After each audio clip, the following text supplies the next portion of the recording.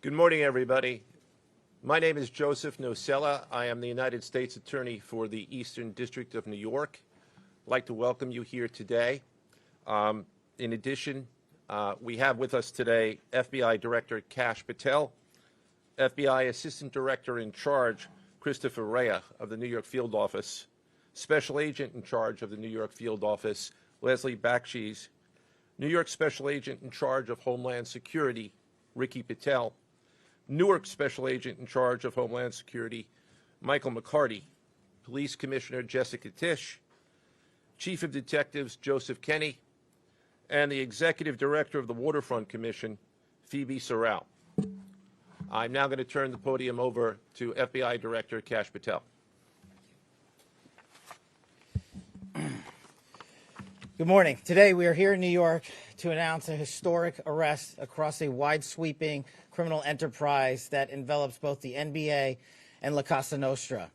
The men and women up here standing with me represent a small portion of the leadership team that brought profound justice in an era that needed it more than any. I'll just highlight some of the details in the case and the FBI work, and then you'll hear from the others. But as you now know, individuals such as Chauncey Billups, Damon Jones, and Terry Rozier were taken into custody today, former, current NBA players and coaches. What you don't know is that this is an illegal gambling operation and sports rigging operation that spanned the course of years. The FBI led a coordinated takedown across 11 states to arrest over 30 individuals today responsible for this case, which is very much ongoing. Not only did we crack into the fraud that these perpetrators committed on the grand stage of the NBA, but we also entered and executed a system of justice against La Cosa Nostra to include the Bonanno, Gambino, Genovese, and Lucchesi crime families. And you'll hear more about those details today. The charges and the arrests that were taken down across this country range from wire fraud, money laundering, extortion, robbery, illegal gambling. This FBI will leave no room for any perpetrator of crime across this country. You hear a lot about our work of defending the homeland and crushing violent crime. Well, this work is also representative of a colossal portion of the FBI's mandate to keep America safe and to keep our entertainment industry fair and secure. The men and women that are standing up here today worked tireless hours, days, months, and years. And the fraud is mind-boggling. It's not hundreds of dollars. It's not thousands of dollars. It's not tens of thousands of dollars. It's not even millions of dollars.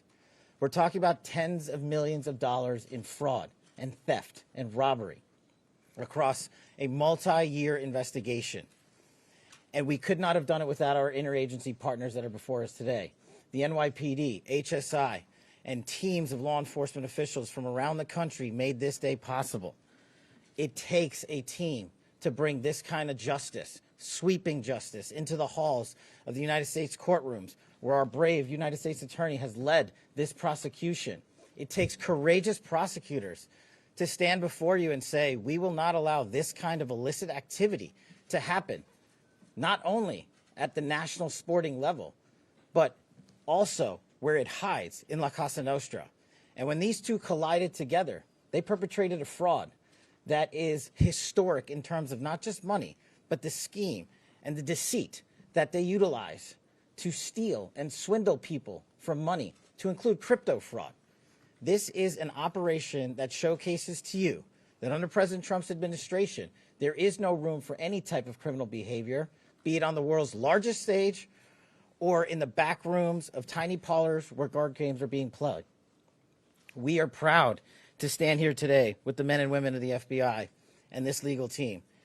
And to the United States Attorney, I just want to thank you personally for taking the time to display the work that the media is about to hear about today in detail.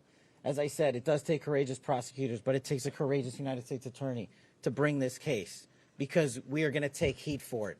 But we don't shy away in this administration. We don't say no. What we do is we bring the results across the finish line. We bring them to the public. We bring you accountability. And yes, they will have their day in court, and you will hear the evidence through the court system exclusively.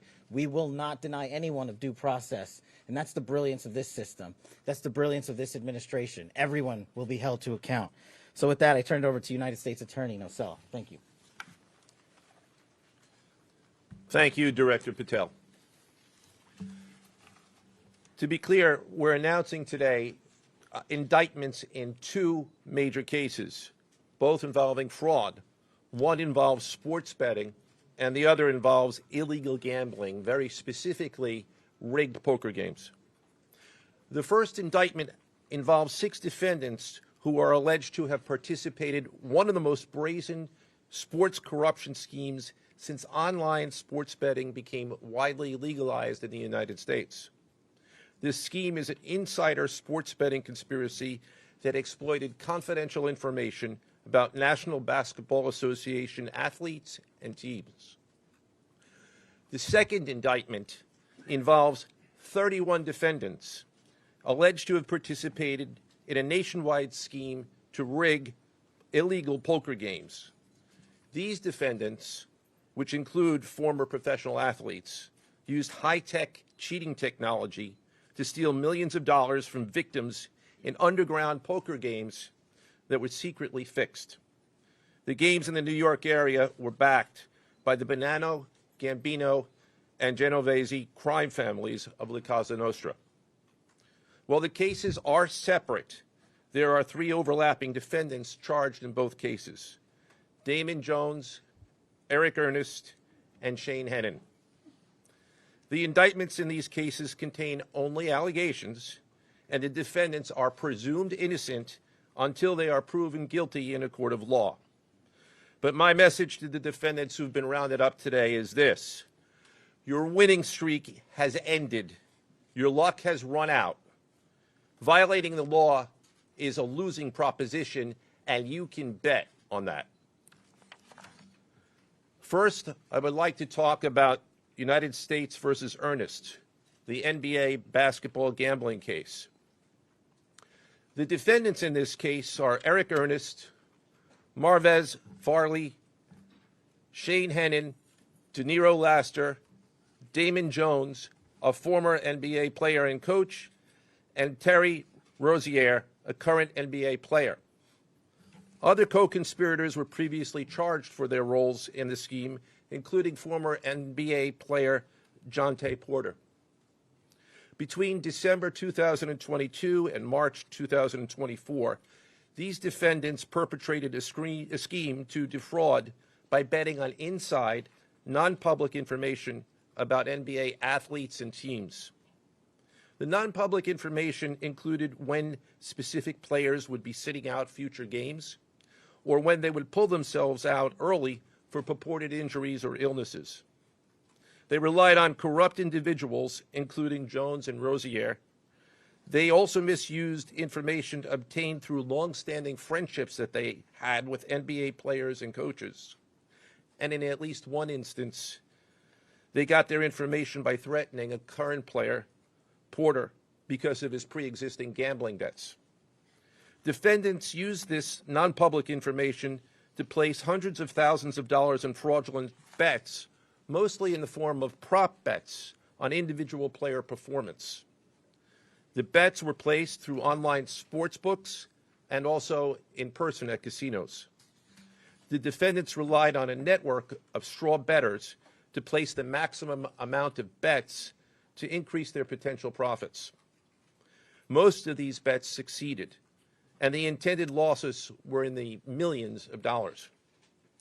The defendants then laundered their illegal winnings in various ways: peer-to-peer platforms, bank wires, and simple cash exchanges. The indictment details specific examples where the defendants profited from illegal gambling and illegal betting on various NBA games about the performance of players on, among other things, the Charlotte Hornets, the Portland Trail Blazers, the Los Angeles Lakers, and the Toronto Rangers. Each defendant in the NBA basketball gambling case has been charged with conspiracy to commit wire fraud and conspiracy to commit money laundering. Now, I would like to turn to the other case, United States versus Aiello, the rigged poker game case. Beginning as early as 2019, the defendants in this case orchestrated a scheme to use wireless cheating technology to run rigged poker games across the United States, including in the Hamptons, Las Vegas, Miami, and Manhattan. The scheme targeted victims known as, quote, fish, who were often lured to participate in these rigged games by the chance to play alongside former professional athletes who were known as, quote, face cards. The so-called face cards included the defendant Chauncey Billups, who at the time of the scheme was a former NBA player and is currently the head coach of the Portland Trail Blazers, and also Damon Jones, a former NBA player and coach. What the victims, the fish, didn't know is that everybody else at the poker game, from the dealer to the players, including the face cards, were in on the scam. Once the game was underway, the defendants fleeced the victims out of tens or hundreds of thousands of dollars per game. The defendants used a variety of very sophisticated cheating technologies, some of which were provided by other defendants in exchange for a share of the profits from the scheme. For example, they used off-the-shelf shuffling machines that had been secretly altered in order to read the cards in the deck, predict which player at the table had the best poker hand, and relay that information to an off-site operator. The off-site operator sent the information via cell phone back to a co-conspirator at the table, and that person at the table was known as the quarterback. The quarterback then signaled secretly the information he had received from others to others at the table, and together they used that information in order to win their games and to cheat the victims. Defendants used other cheating technologies such as poker chip tray analyzers, which is a poker chip tray that secretly reads cards using a hidden camera, special contact lenses or eyeglasses that could read pre-marked cards, and an X-ray table that could read cards face down on the table. What you see depicted on the screen right now is an example of the X-ray table that reveals the cards. Although they are face down on the table, they can be read because of the X-ray technology. The Mafia, specifically members and associates of the Bonanno, Gambino, and Genovese organized crime families, had pre-existing control over non-rigged, illegal poker games around New York City. As a result, they also became involved in the rigged poker games, helping to organize the games and taking a cut of the proceedings, and working to enforce the collection of debts. The defendants laundered their proceeds, including through cash exchanges, the use of multiple shell companies, and through cryptocurrency transfers. As part of the scheme, some of the defendants and their co-conspirators also committed acts of violence, including the gunpoint robbery of a person in order to obtain a rigged shuffling machine, and extortions that were perpetrated against victims in order to ensure that they repaid their gambling debts. Defendants who participated in the rigged poker scheme are charged with wire fraud conspiracy. Other defendants have been charged with crimes including illegal gambling, money laundering, Hobbs Act robbery, and extortions. This case demonstrates our office's unrelenting commitment to fighting the scourge of organized crime in whatever form it takes. I'd like to conclude my remarks by thanking the incredible hard work of our law enforcement partners, including the FBI, Homeland Security, the NYPD, and the Waterfront Commission. I also want to thank the dedicated prosecutors who built these two cases and who are standing to my right: Benjamin Weintraub, David Bourbon, Caitlin Farrell, Michael Gibaldi, Irisa Chen, and Sean Sherman. They had the assistance of paralegal specialists Liam McNett, John Schneider, Marlene Bosler. Also deserving of our thanks because of their outstanding investigative work on the NBA case are FBI Special Agents Russell Lantier, Dominic Mariani, Amy Giaroso, Shane Wilkins, and Supervisory Special Agent Luke Hardison. On the rigged poker game scheme, outstanding work was performed by FBI Special Agents Thomas Cribbin, Jeff Boriola, Jonathan Corona, Alexander Silverman, Amy Campanaro, and Supervisory Special Agent Michael Malahy, as well as NYPD Task Officer James McCullough, and from Homeland Security, Supervisory Special Agent Charles Freund, and from the Waterfront Commission, Detective Paul Shimborski. Finally, I want to note that the investigations in both cases are ongoing, and we encourage anyone with information about either scheme to please contact the FBI. Now I would like to turn the podium over to Special Agent in charge of the New York Field Office, I should say the Assistant Director in charge of the New York Field Office of the FBI, Christopher Rea. Chris?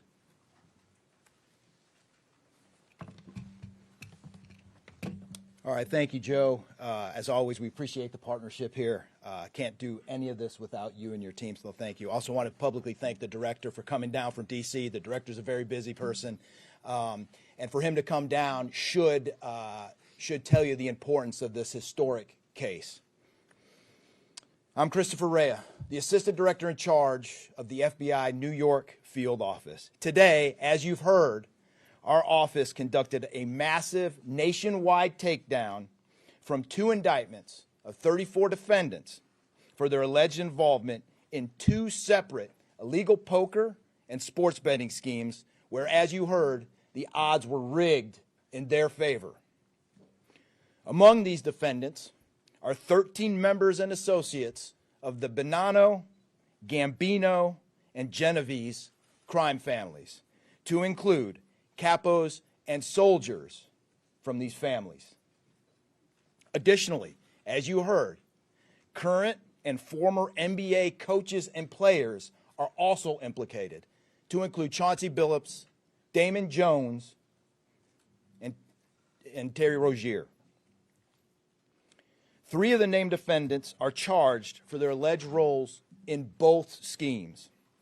This alleged illegal gambling operation hustled unwitting victims out of tens of millions of dollars and created a financial pipeline for La Cosa Nostra to help fund and facilitate their organized criminal activity.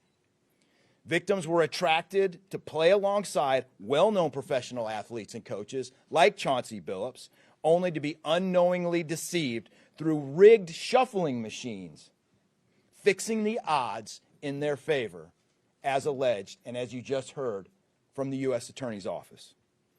This alleged scheme wreaked havoc across the nation, exploiting the notoriety of some and the wallets of many to fund the Italian crime families here in New York.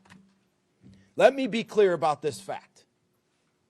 The FBI has not and will never take their eye off the ball when it comes to Italian organized crime in this city, specifically the LCN and the 5 families here in New York. We are not going to permit any criminal enterprise, whether it be Italian organized crime, Asian organized crime, Eurasian organized crime. We're not going to permit any of those organized crimes, families, and organizations to operate in our city or our country, as evidenced by the 11 states that were also participating in this operation today. The FBI office here in New York remains committed to eradicating all unlawful revenue streams fueling this criminal activity. As with most cases we've worked, this is only the tip of the iceberg for the FBI and the U.S. Attorney's Office. Our LCN squad agents and analysts are continuing to work day and night with the Eastern District of New York to ensure members and associates of the 5 families cannot continue to wreak havoc in our communities. Today would not have been possible without the tireless efforts and dedication of the FBI New York Eurasian Organized Crime Task Force, which, as you heard, was led by Supervisory Special Agent Luke Hardison, and the Italian Organized Task Force, which was led by Supervisory Special Agent Mike Malahi. And coincidentally, Supervisory Special Agent Malahi is going out on a positive as he is retiring at the end of this month for 30 years of dedicated service to the FBI, and that deserves a hand. He's what we call a legend here at FBI New York. Additionally, obviously, we cannot do this alone without our partners. I want to extend my appreciation to Homeland Security Investigations Special Agent in Charge, Ricky Patel. Of course, we do nothing in this city without the NYPD. New York City Police Department Commissioner Jesse Tisch, thank you, ma'am, for all your work and all your resources that you dedicated to this. And New York Waterfront Commissioner Phoebe Soriel for their agency's assistance and support throughout this lengthy and complex investigation. Our collective efforts ensured these subjects will face accountability, like the director said, for their alleged wrongdoings. Thank you, and I'll now turn it over to Special Agent in charge of HSI, Ricky Patel.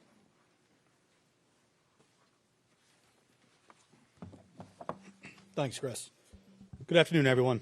My name is Ricky Patel. I'm the Special Agent in charge for Homeland Security Investigations here in New York.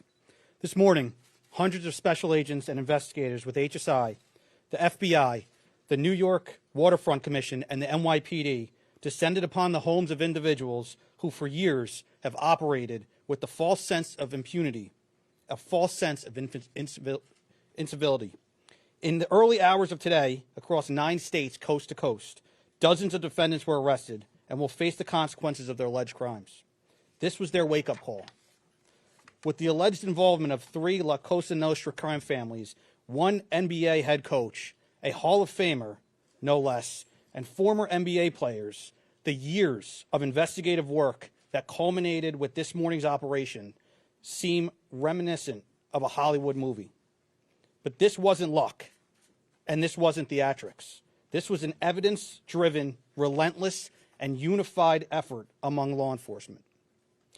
Through what we have dubbed Operation Royal Flush, HSI New York, along with our task force personnel from the Waterfront Commission, first uncovered this scheme more than 4 years ago. Agents and investigators dedicated countless hours and sleepless nights in identifying the criminal network, dissecting communications and patterns, and following the money with precision.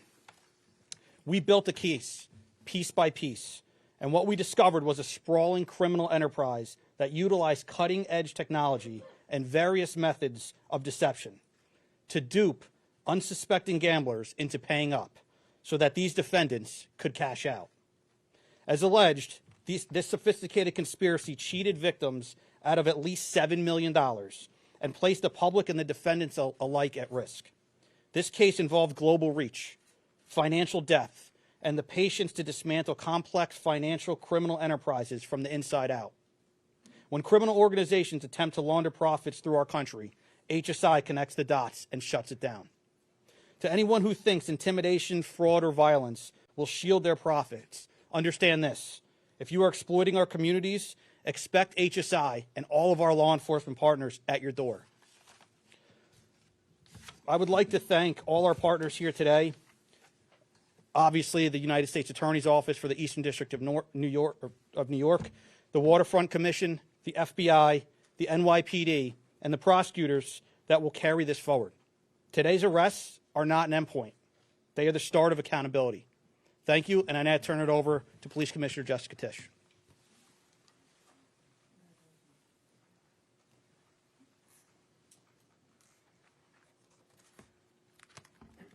Good morning. Thank you to Director Patel, Assistant Director Rea, and U.S. Attorney Nocella. What we're announcing today is not just another takedown. It's the result of more than 2 years of coordinated investigative work by the NYPD's Joint Organized Crime Task Force and the FBI. 2 cases that exposed criminal networks led by 34 individuals who believed the rules did not apply to them. They hid behind layers of complexity, behind money, and behind influence, believing those things would shield them from accountability.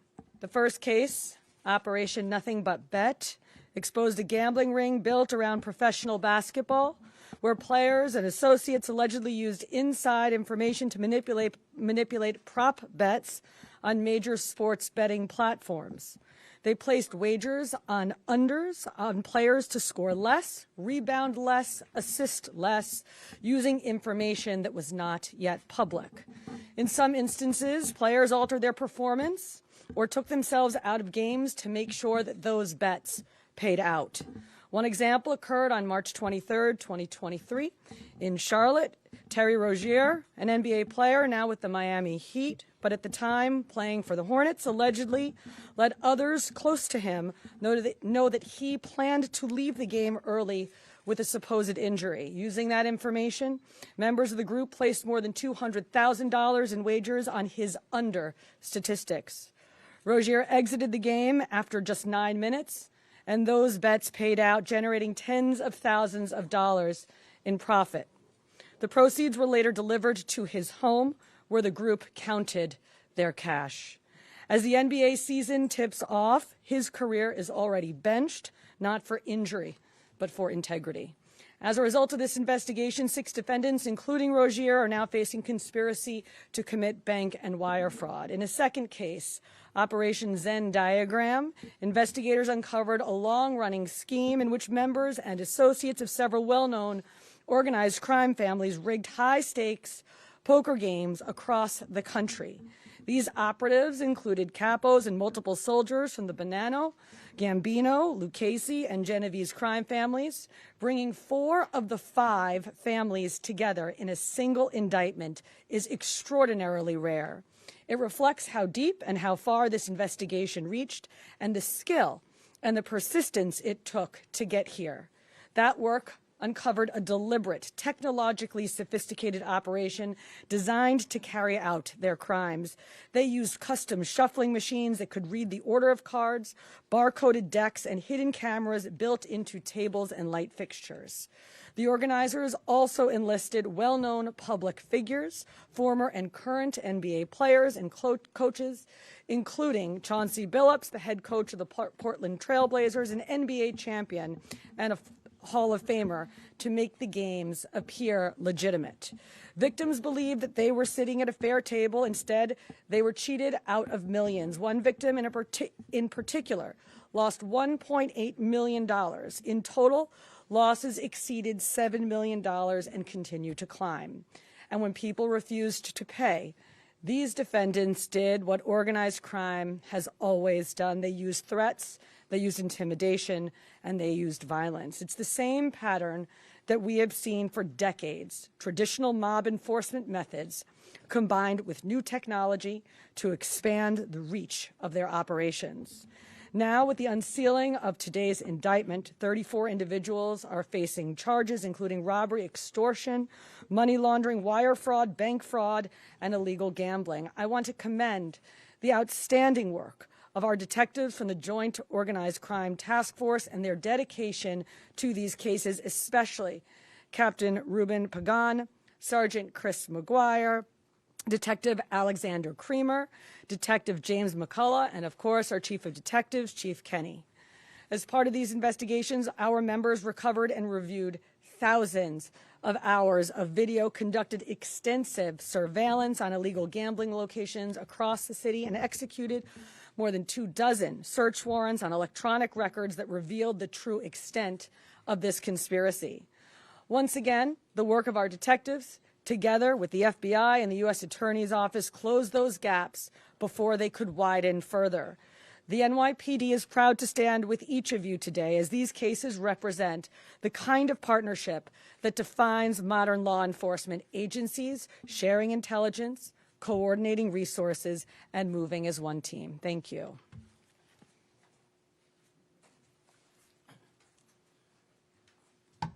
If anyone has any questions that they'd like to ask, now is the time. I had a question about the structure of the case. Is it the investigation into one case, did that lead into the discovery of the other? Could you talk more about the link between the two? I'm not at liberty to discuss either the background of the investigation itself or the investigation as it continues. So I'm afraid I can't really explain to you other than the fact that both cases have been unsealed today, and there was an overlap that has been discussed already with respect to certain of the defendants. Yes. Jonte Porter claimed that he had a gambling addiction. Did Rozier or Billups or Damon Jones claim the same thing at all? With respect to any allegations or defenses that have been made by any of the defendants, they will have their opportunity to present them in court. We're not here to air those at this time or to discuss them. Yes. You said the investigation is still ongoing. There seems to be several players referenced in the indictments, some that may have potentially passed on information. Is there the possibility of future arrests of NBA players in connection to the sports gambling operation specifically? As I said, I can't discuss ongoing investigations. The investigation is ongoing, which by definition means that there will be further evidence uncovered at a minimum, and there's always that possibility. But I can't comment any further with respect to that. Yes. Thank you. Director Patel, you had said in your comments, we're going to take heat for this case. Why do you say that, and what efforts might you take to counter that? It's not popular to go after some of the defendants that we went after today, but justice is served blindly. And how do we countermand that? Simple. The unsealing of these indictments today shows the force of the Department of Justice and our great Attorney General and the leadership that we have at the FBI and the team here to specifically mete out justice. And look, let's not, mince words. This is the insider trading saga for the NBA. That's what this is. That's why we are going to take heat. But as the evidence comes out, as the indictments are unsealed, you will see the extensive work these men and women put in, countless hours over years, and that's how we countermand it. Director Patel, so the dates on these indictments that they were filed are October 9th and October 16th. Can you talk about the timing of moving in now? Why now? We will not publicly discuss the timing of when we do takedowns. I will only say that we do takedowns in a coordinated fashion with our law enforcement partners and the U.S. Attorney at the appropriate time to make sure that we ensure the integrity of the investigation, as the United States Attorney said, an investigation that is very much ongoing. Director Patel, you said insider trading for the NBA. What are the implications of this case for other sports leagues and for the legal gambling industry in general? Simple. If you're participating in the legal gambling industry, you got nothing to worry about. If you're participating in illegal conduct, you got everything to worry about, and this case shows it. Did the illegal conduct cross with the legal sports betting platforms in any capacity? And if so, is that the search warrants that the police commissioner just referenced? I'm not sure I quite understand your question. You're asking if the illegal conduct... If it crossed with, like, the sports betting industry or the online sports betting? The sports books themselves are victims in this case. They themselves did not, as far as our investigation is concluded, they did not perpetrate anything unlawful. Joe, are you able to say which sports books or online outlets they use to make these bets? I'm not going to respond to that at this time, but that information will be made public. Yes? Can you identify the access point where these co-conspirators were able to recruit these, famous people to partake in the schemes? When you say the access point, They were able to recruit them? I'm not sure which case you're referring to. Both. So Well, Rozier, how he was recruited, Damon Jones in the NBA scandal, and then Billups for the poker game. we're not at liberty to say that at this time. That will be revealed in due course. Yes? He was being... What is your question, sir? Hey, thanks for being here. You just said that the sports books themselves are the victims, at least in the indictment involving Terry Rozier and others. They're among the victims. Okay, but those companies make, as we all know, they make a crazy amount of money off of a lot of everyday Americans make bets and mostly lose them. Are you concerned with a jury potentially not being sympathetic in a case where the victims, as you say, are these multi-million or billion-dollar gambling companies? Let me repeat that all of the defendants themselves are presumed innocent. We believe that at a trial, when they have the opportunity to present their defenses if they chose, because they're not required to. We will come forward with the evidence to demonstrate their guilt.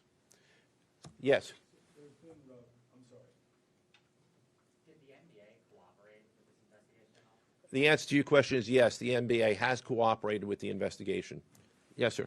There's been reason to believe there's an associated college basketball element to this. Can you confirm that, or is there another investigation or part of this investigation that will affect college basketball?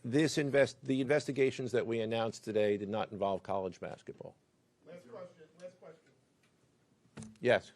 There was an emphasis on the Italian crime presence, organized crime in New York. Can you give us a sense of the strength and status of Italian organized crime in New York right now? No, I'm sorry. That would be a question that goes beyond what we're here to discuss today, which is these two indictments. Thank you. Everybody.